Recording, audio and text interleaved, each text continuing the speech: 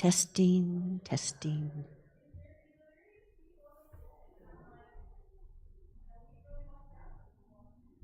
Testing, yeah.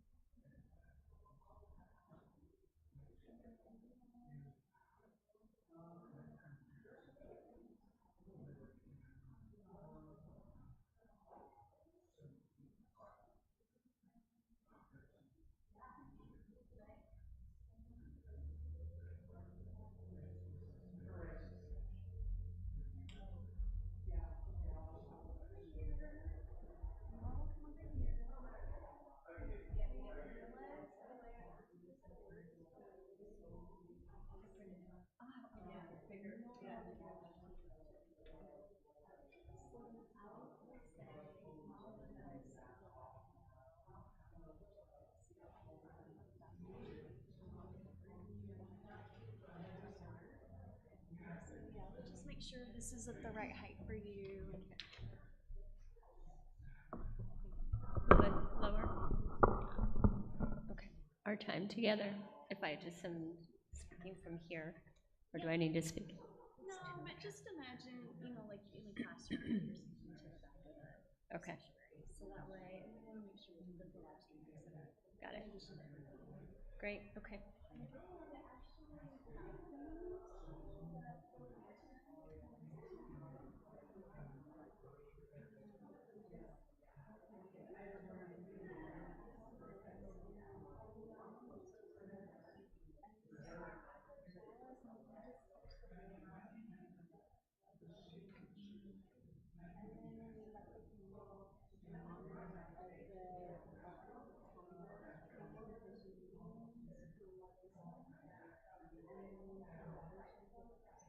And then just so you're not like coming in sleep.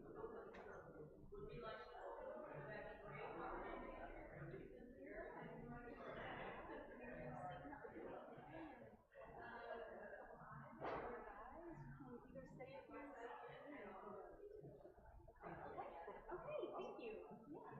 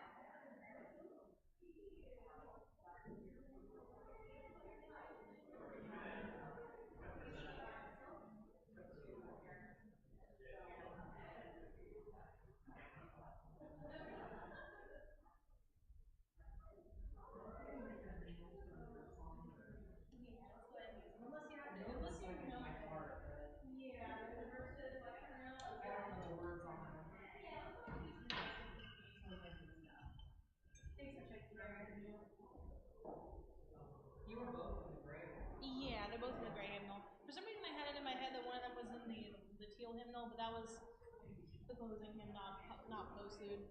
My brain was just all over the place.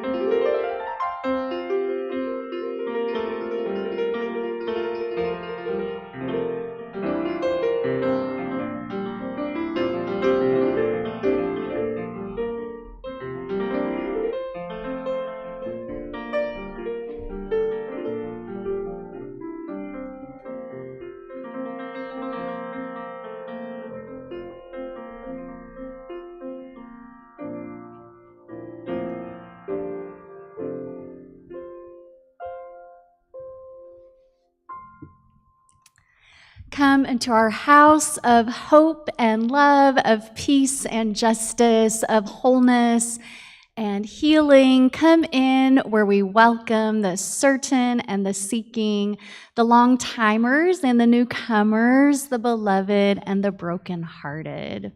Come into Throop, where we go love the world from the heart of Pasadena and from the heart of our homes. We're always so glad to welcome our friends who join us on the live stream.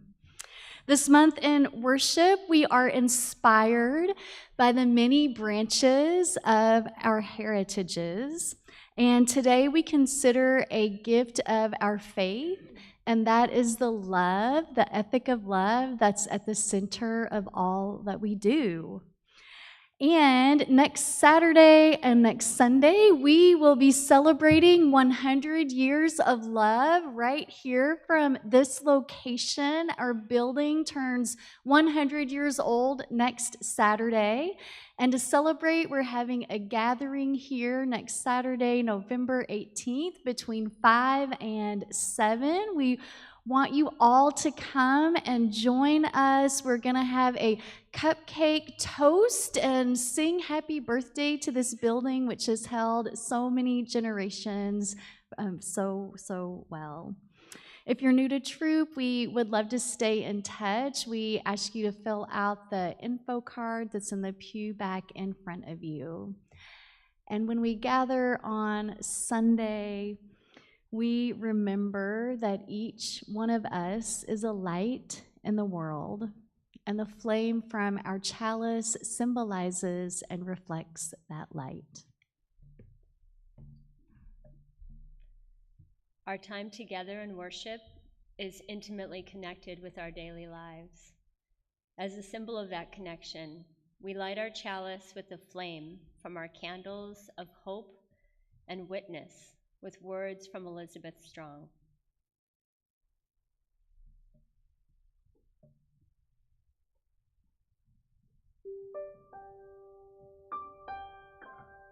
The branch of our Unitarian heritage bids us light our chalice in the name of freedom, in the light of reason, in actions of acceptance.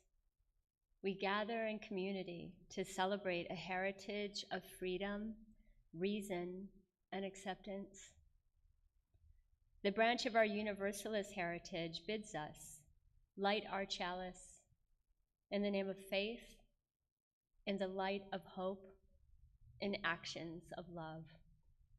We gather in community to celebrate a heritage of faith, hope, and love.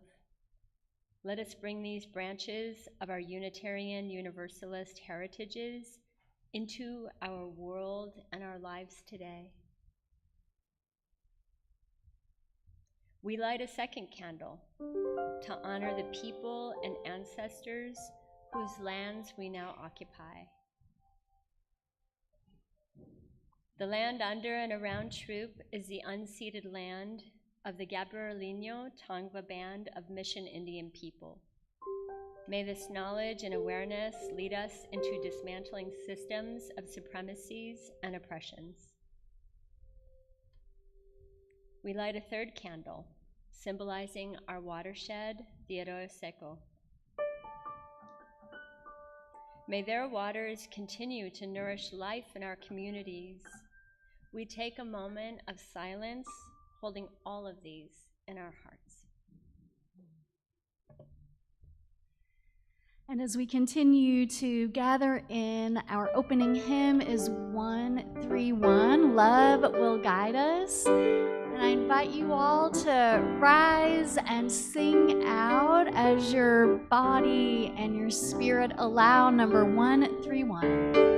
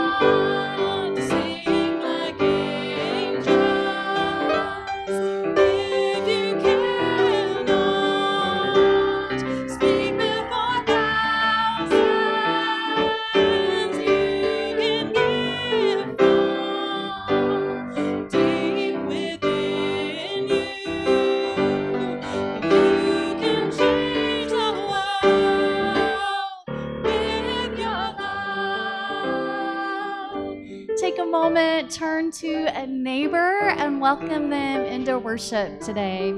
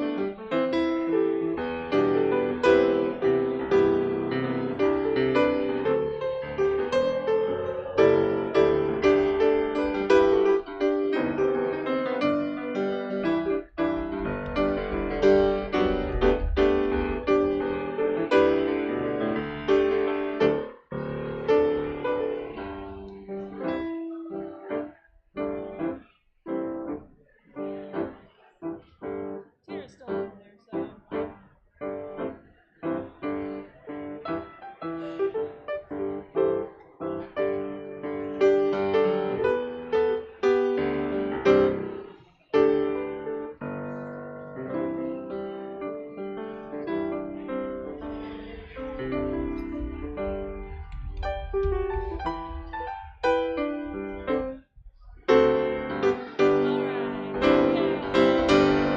Love will guide us, peace has tried us, hope inside us will lead the way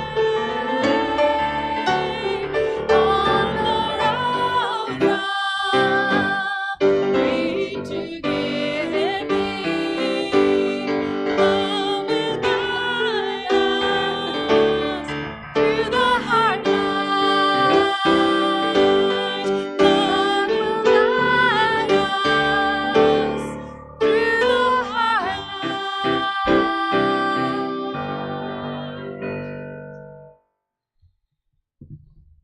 Do you love seeing our troop choir up here leading us in the hymn? Isn't it wonderful? I don't want to put anyone on the spot, but I think you all should make a habit of that. You look and sound great up there. So just a note, Megan and choir, a request. The branches of our heritages guide us toward actions of love, compassion, and justice. And one of our goals at Throop is to deepen ecological consciousness so we can meet the demands and stresses of the climate crisis and do so with hope and with full hearts. And as we grow in our understandings of ways that we are indeed one with all creation, our ethic of love compels us to heal and bring peace to our earth. And we remind ourselves of this intent every Sunday when we say together our promise to our planet, and those words are in the order of worship. As members of the family of living beings on earth, We are guided by the Unitarian Universalist principle of respect for the interdependent web of all existence of which we are a part. With hearts filled with a love for it, eyes nurtured by its beauty, and minds ruminating on ways to protect its sacred and scarce resources, we promise to nurture the well-being of all life and of the planet itself. And this morning's responsive reading is the bare arms of trees. And the congregation's response is, we are grounded in love and reaching for justice. We are grounded in love and reaching for justice. Sometimes when I see the bare arms of trees in the evening, I think of people who have died without love, people who died with desolation, and there's a space between branch and branch. We are grounded in love and reaching for justice. I think of immovable whiteness and lean coldness and fear and the terrible longing between people, these branches stretched far apart, and the cold space between. We are grounded in love and reaching for justice. I think of the vastness and the courage between this movement and that, of the yearning and the fear of meeting, the terrible desire that's held apart. I think of the ocean of longing that moves between land, and between people, between space and ocean. We are grounded in love and reaching for justice. The bare arms of trees are immovable. Without the play of leaves, without the sound of wind, I think of the unseen love and the unknown thoughts that exist between tree and tree as I pass these things in the evening and I walk. We are grounded in love and reaching for justice. Have any of you ever wondered why it is that we light a chalice at the beginning of our worship service? Have you ever wondered why it is that we have this cup holding a flame? Where did it come from? And when you see this chalice, what are some emotions or what are some ideas that come into your mind when you see it?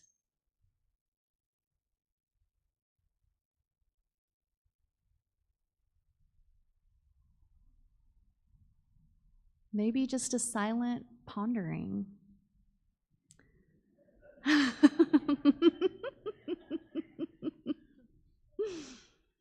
Well, today when we see the chalice, we might think of words like hope and love.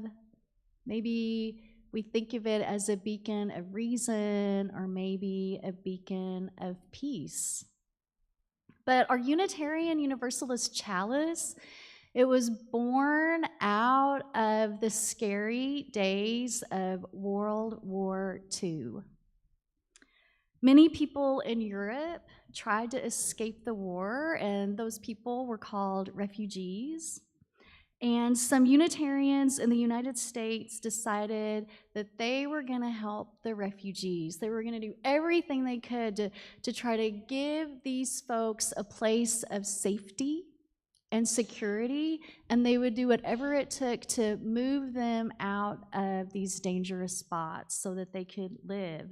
But the thing is, the refugees, they came from so many different countries, and they spoke many different languages. They spoke German and Yiddish, Italian, French, Hungarian, And the Unitarians from the United States, what language do you think most of them spoke?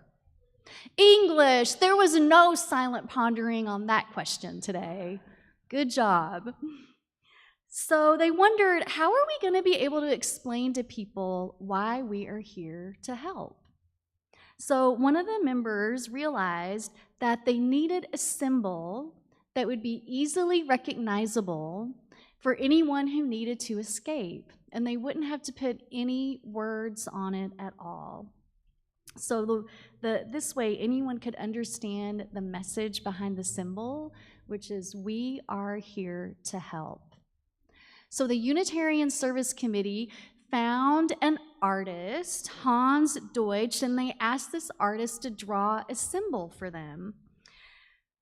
So he made a drawing of a chalice with a flame, and it was surrounded by a circle. The flame represented helpfulness and sacrifice. The cup represented giving a healing drink to those in need. And the circle represented protection and safety. So soon, refugees in Europe, they began to see this symbol wherever there was safe harbor. Whenever they saw the picture of a chalice and the flame and the circle around it, they knew they could trust whoever was inside that building. They didn't need to speak English. They didn't need to know how to read. They only needed to be able to recognize that chalice with the circle around it. The picture gave a message of hope and freedom and love. And then after the war was over, Unitarians began using the symbol of the flaming chalice and its circle as a symbol in worship.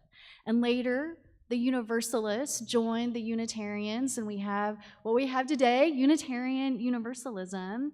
And people started to draw the symbol not with just one circle, but two circles.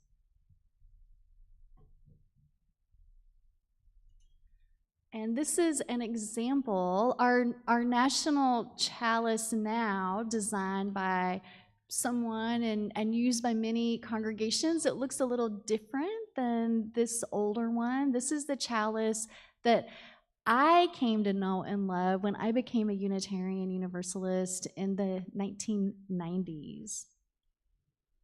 And so you notice that the circles are close together. They overlap. They do represent those two faiths coming together. And it's a reminder that all of us are connected with one another, just as these two circles are connected. And you'll also note that the chalice isn't right in the middle of the circles. And the reason it's off to the side is to represent that there is more space in here. And it means that we have space for new ideas, new beliefs, new people. We continue as a faith community to change and evolve and grow. And so we, as Unitarian Universalists now, we have all sorts of chalice symbols. They come in all shapes, they come in all sizes, they come in all colors, just as the people do in our pews. And we even have a special drawing of a chalice at Throop, which is our very own Throop chalice. There's no other Unitarian Universalist church that has a chalice just like ours. So if you look on the order of worship or on one of those info cards, you'll see that purple chalice drawing, I think on the front. And so it's a chalice with an olive branch around it. And the olive branch is a symbol of our Throop Learning Garden out front. It's a reminder of that beautiful olive tree that really grounds the space in the front. And of course, the olive branch is also a symbol of what? Of peace, exactly. So our chalice is a symbol of learning and caring and love. It's a symbol of hope and freedom and light.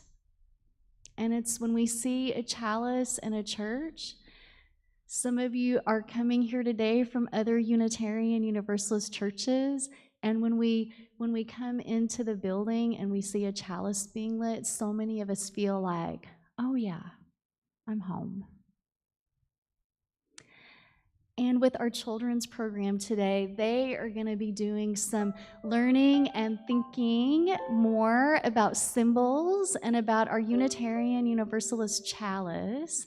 And I think even get some training on lighting a chalice so we can have more of our young people on the chancel participating in our chalice lighting ritual. I'd like to thank Carson and Faith for leading our children's program today. And we sing them to that, and the words are in your order of worship.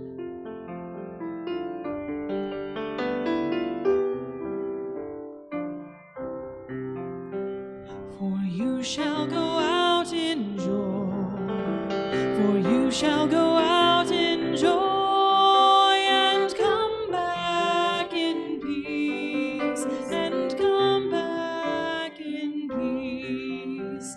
For you shall go out in joy, for you shall go out in joy, and come back in peace, and come back in peace. Blessed be.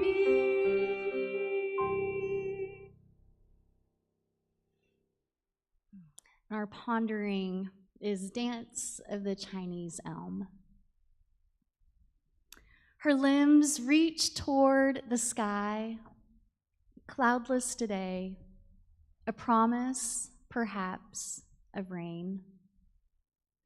As the branches stretch upward, she shakes loose her leaves, each now a brown husk falling to earth, becoming a memory.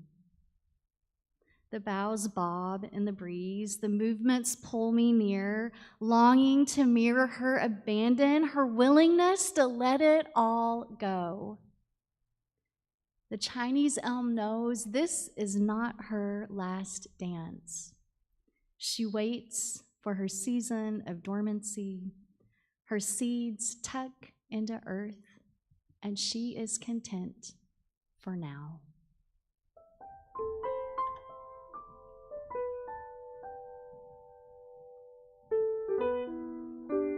If you'd like to sing along with the interlude, it's number 1029 in the teal hymnal.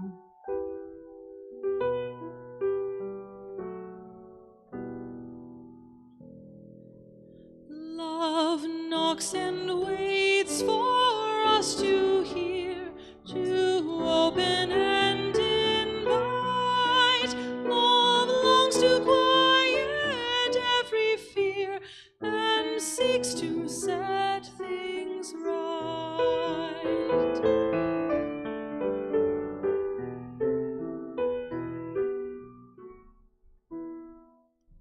Love offers life in spite of foes who threaten and condemn. Embracing enemies, love goes the second mile with them.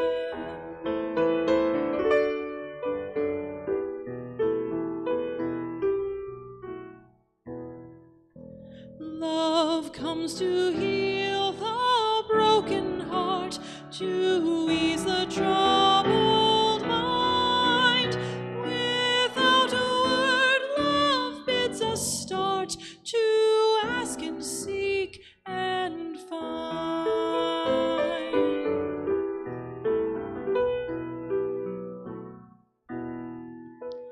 Love knocks and enters at the sound of welcome from within.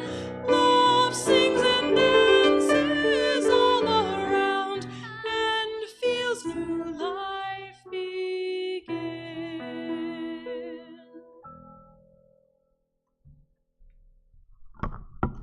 Can I just say, wow, the chancel looks so fabulous.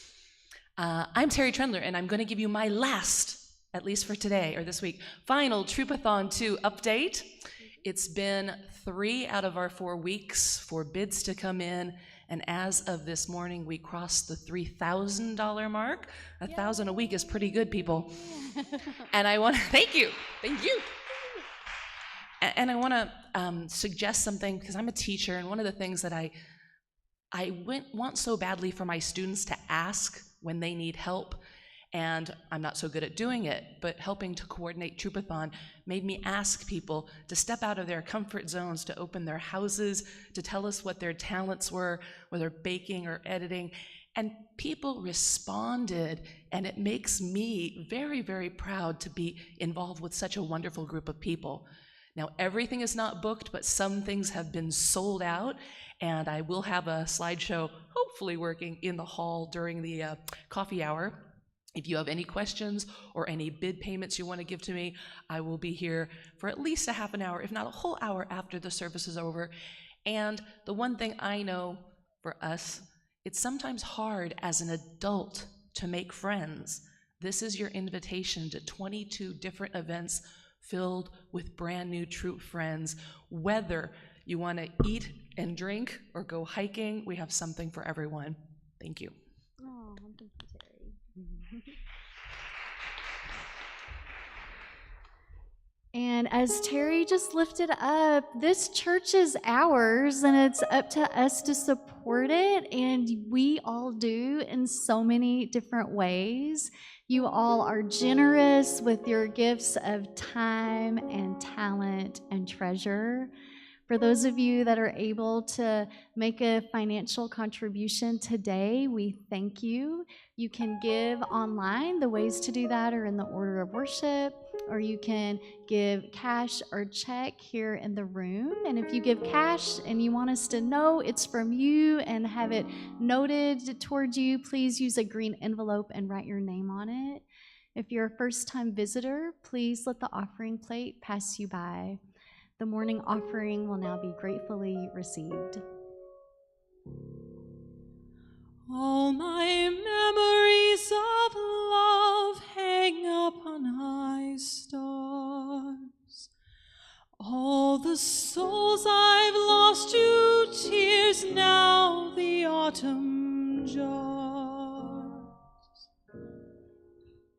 And the air around me here thickens with their song.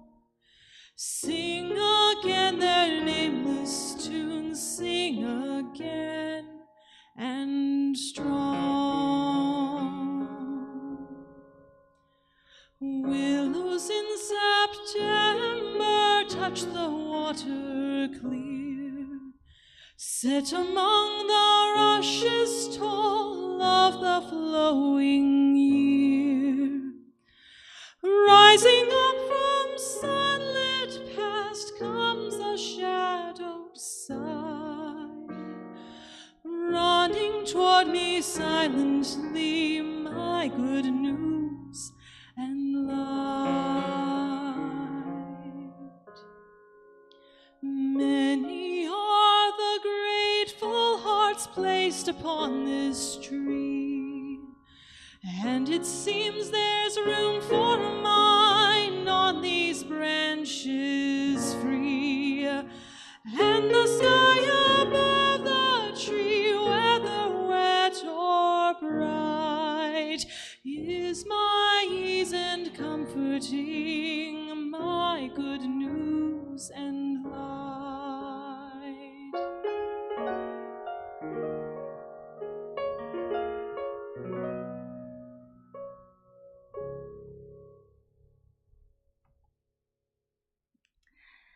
Thank you to everyone who shared your time and talent today in worship. It's always an incredible group of people who choose to do that each Sunday. Today, I thank Taryn, our live stream operator, Kate and Danny and Aurelio for offering our chalice lighting words, Carson and Faith leading the children's program, Mark and Christy for serving as greeters and ushers, Terry for not only your Troupathon update, but for all the hours you spent so that we can enjoy each other's companies and the gifts that everybody shares for that. And you mentioned our beautiful altarscape, and I'd like to thank the team who came in this week and put it together, and that was Rachel and Paula, Teresa, and I saw Charles in here, and I don't know how much Charles helped, but he definitely helped just by offering interesting conversation for you all. Thank you. It does look gorgeous. Tom for being our coffee and conversation host, Hillary for her administrative support during the week, and of course, Megan and our Throop choir for your beautiful and inspiring music. Thank you all for all of your hours of rehearsing and hard work. So as we give thanks for today's offering and all the ways that you all support our Throop community life, please share with me the response to the offering. Those words are in the order of worship. For the ministries of the church in our community, we bless our offering with love and hope. And in that spirit of love and hope, I invite you to take a breath in and to exhale. And to take a breath in and really hold a spirit of gratitude for everyone here in this room. You are what makes Throop a place that other people want to be. And we'll sing together our centering hymn, We Would Be One, number 318 in the gray hymnal.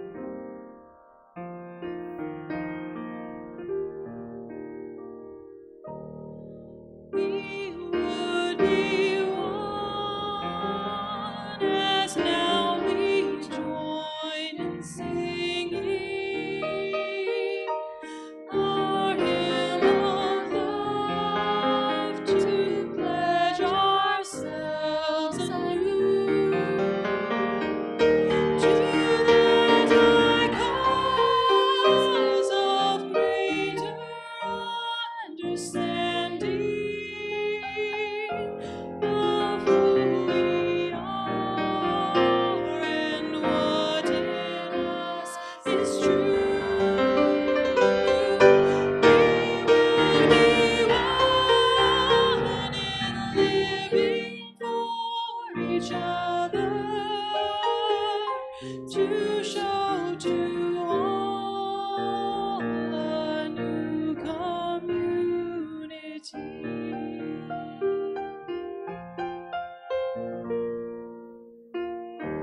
We would be one in building for tomorrow, a nobler world than we have known today. We would be one in searching for that meaning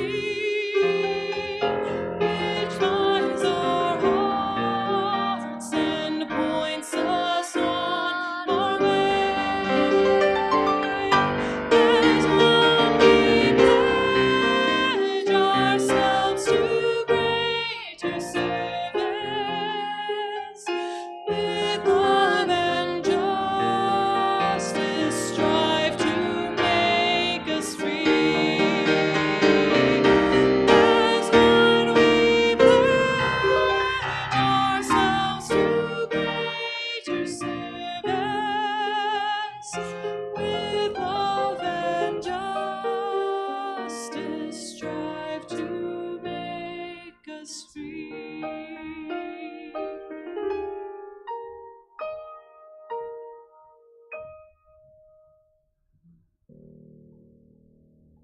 I invite you all to take a gentle breath in again.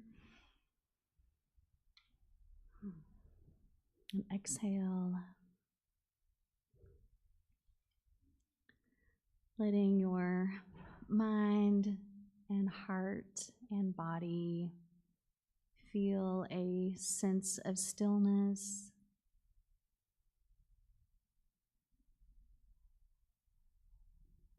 And holding an awareness of others sitting near you. Awareness of some of the sounds of the outside world. Reminding us that what we do in worship is indeed connected with the world outside. Breath of life and breath of love, moving in, around, and among us, reminding us that we are one, even with our divisions and misunderstandings. On this Veterans Day weekend, we hold in our hearts all those parents whose children have served and who are in harm's way this day.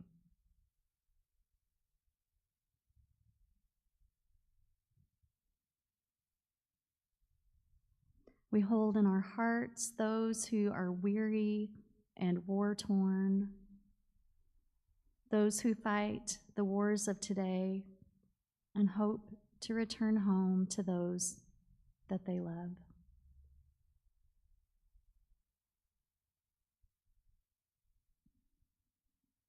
We hold in our hearts those who came home from the wars of yesterday, whose eyes were filled with sights that they never wanted to imagine, who came back too hurt and angry to even cry.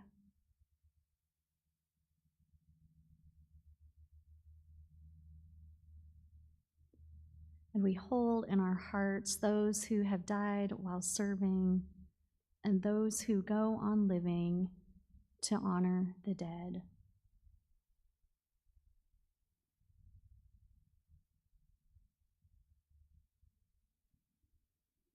As we sit with our breath and sit in stillness, send out your own hopeful energies of peace and well-being.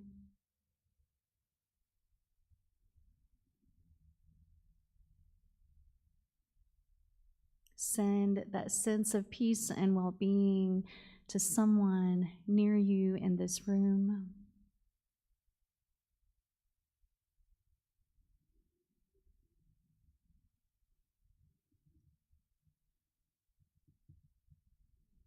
Send it out to those intimately involved and impacted by wars and conflicts all over the world.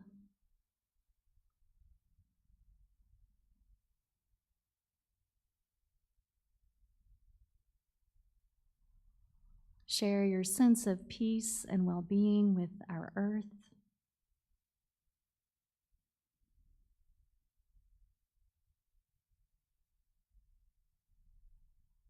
And finally, share that sense of peace and well-being with yourself.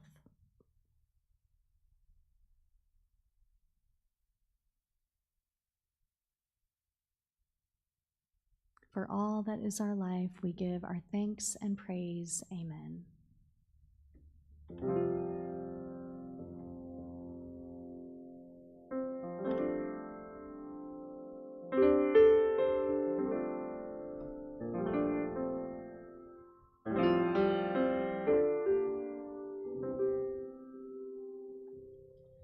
Make channels for the streams of love, where they may broadly run, and love has overflowing streams to fill them everyone.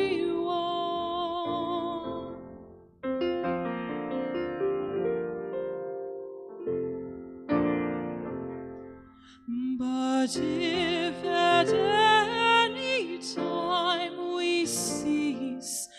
such channels to provide. The very fountains of love will rust, soon be parched and dry.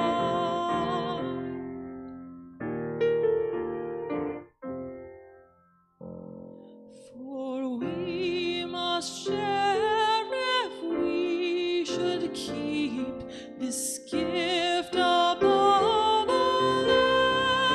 else.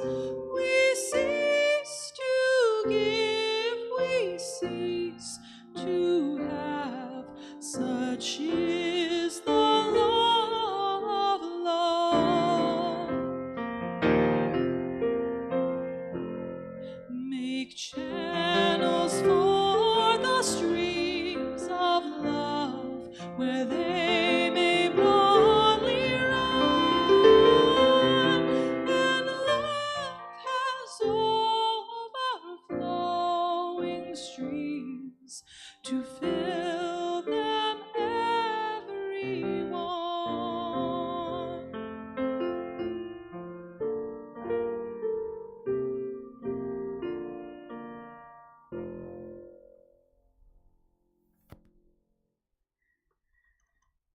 A few moments ago, I shared a bit of the history of our Unitarian Universalist chalice. Today, we know it as a symbol of faith. There is a chalice that graces almost every Unitarian Universalist congregation.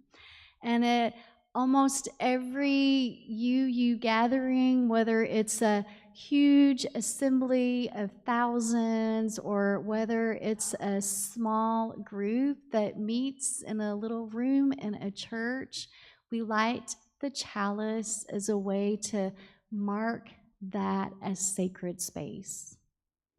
But it started out as a beacon of safety and help, a welcome sign for persecuted people in Europe who were fleeing the Nazis. The cup and flames surrounded by a circle let people know they had found a place of support and help. This one simple picture, it said so much. Symbols are powerful. One image can evoke strong emotions. A symbol can bring about negative emotions, positive emotions. And I'm curious, what are some symbols that hold meaning for you?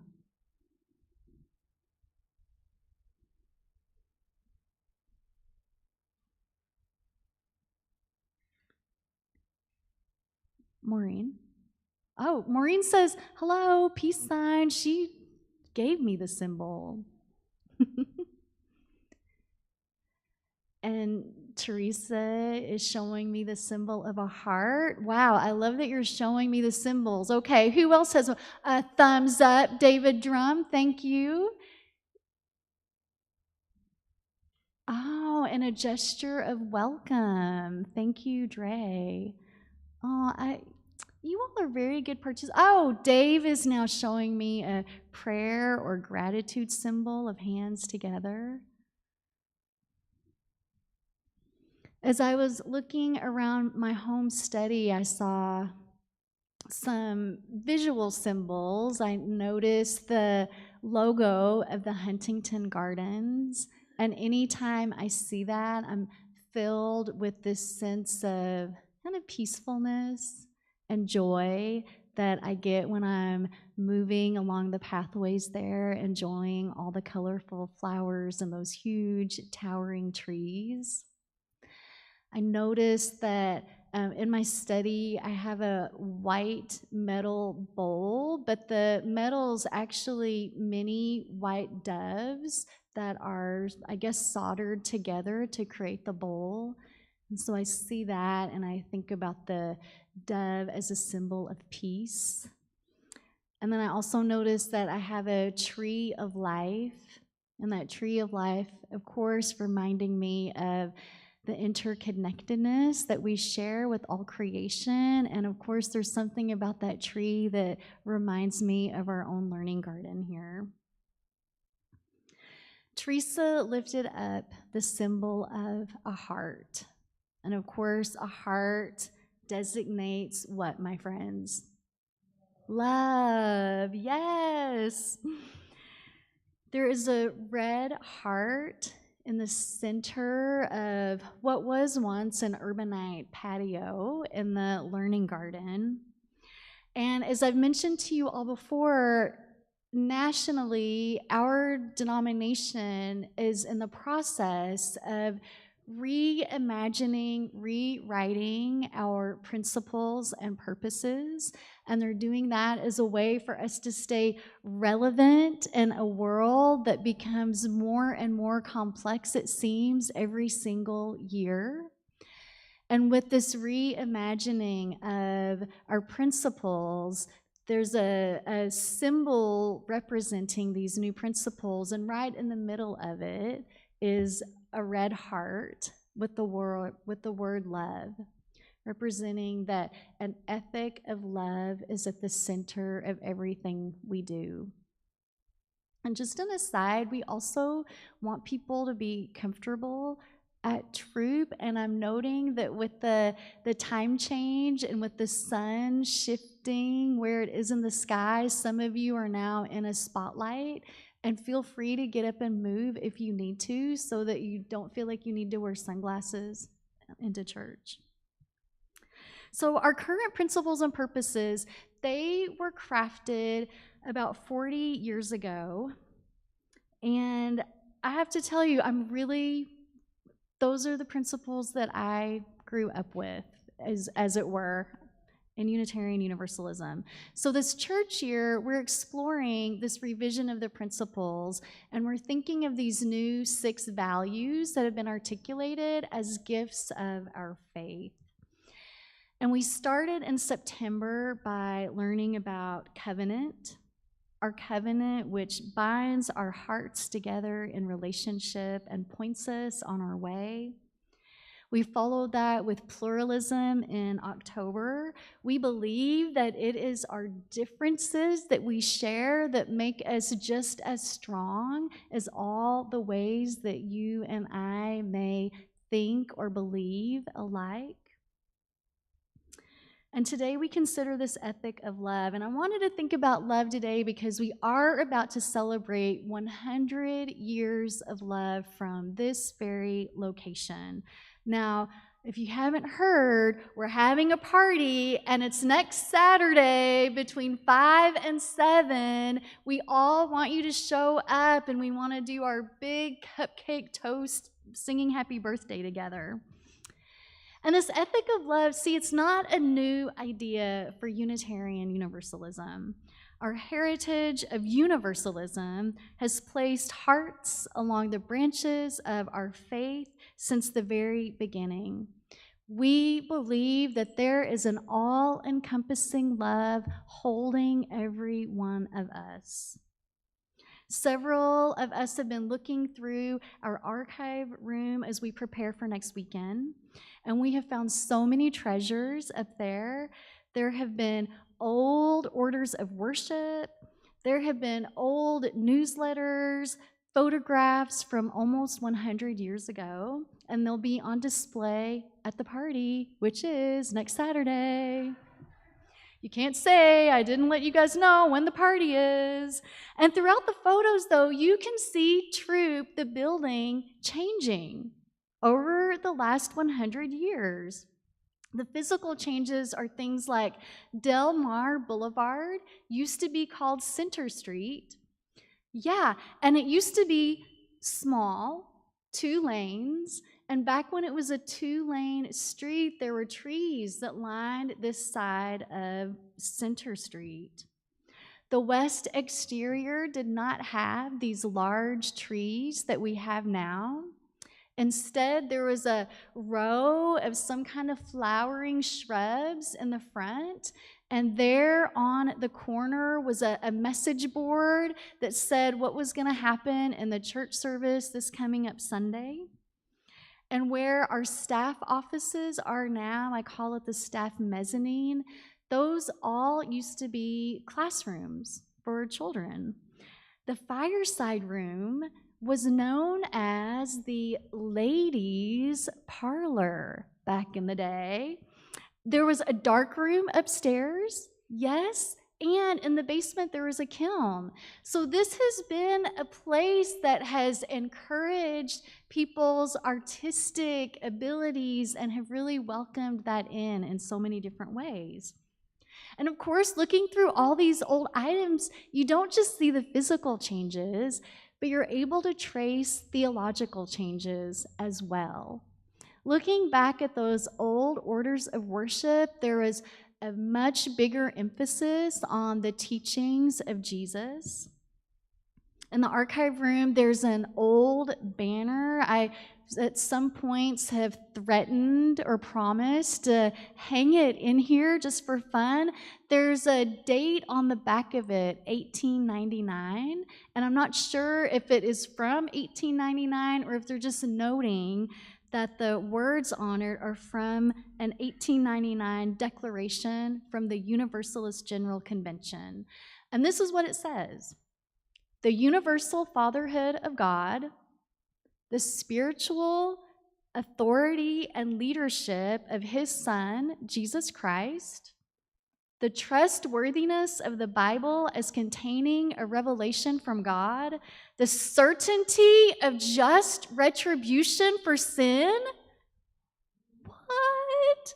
That did not elicit a silent pondering from the crowd today, let it be known. And then the final harmony of all souls with God. There is that piece of the universalist belief and the salvation of all souls, of all people. But you get your retribution first, I guess. So I have a confession to make. I alluded to it just a few sentences ago. I have a confession, and it's going to be followed by a clarification. So I don't want you to get stuck on my big confession that I am making from the pulpit on live stream for the whole world to know. I'm feeling a little vulnerable right now, but here it is. I am not excited about the proposed changes to our principles. All right, you're still here, good. They've been my touch point in Unitarian Universalism for the last 30 years. When I came into Unitarian Universalism, those principles, they're printed at the beginning of our hymnal.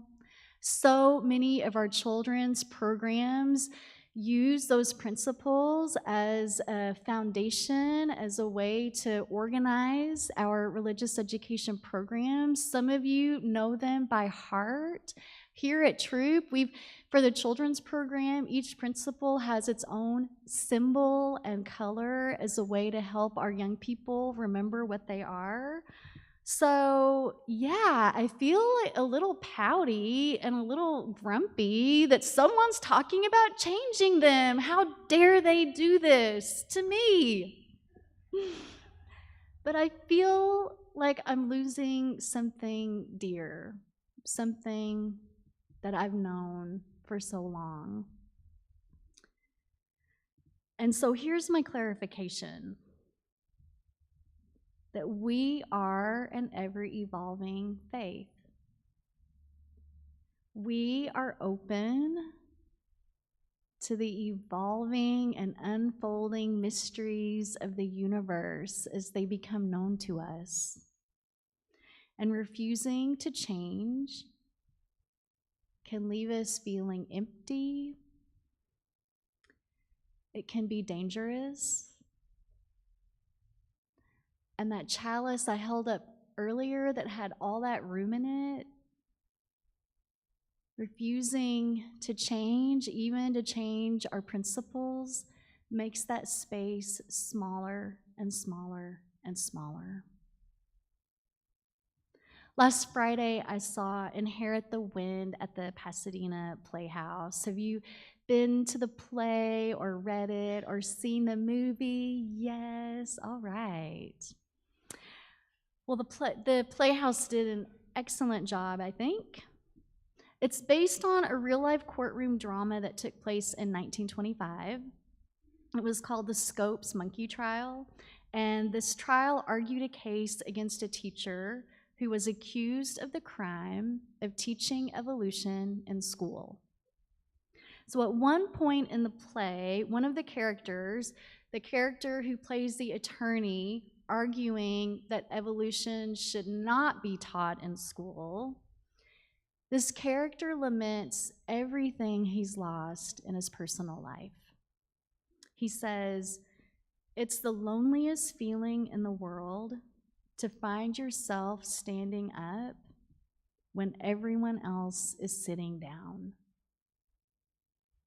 And the attorney who represents the teacher accused of teaching evolution, he replies to him, "All motion is relative. Maybe it's you who have moved away by standing still." We would not be who we are today if we had never moved away from that universalist statement of faith crafted in 1899. We still place hearts along the branches of our faith, but our branches have lengthened, they have grown, they have multiplied, as our faith has been shaped by more diverse and multicultural people and by new understandings of science, religion, and culture. We are so much stronger, more vibrant, more relevant because we have allowed this faith to change, even when individually those changes have made us feel scared or grumpy or pouty. We've said yes. We've taken a chance, a leap of faith, if you will, and we have been able to move. When you look at these pictures from 100 years ago, the congregation doesn't look like it looks today for a number of different reasons. And aren't we glad that our congregation looks as it does today? And I'm hoping in 100 years, when they look back at this congregation, that they'll think, those were some very fine people. And we are so glad that they stewarded this place so that we can be here today. But wow, we don't look like that anymore. There will be a fullness of identities and people that we probably today we cannot even imagine. How lucky are we?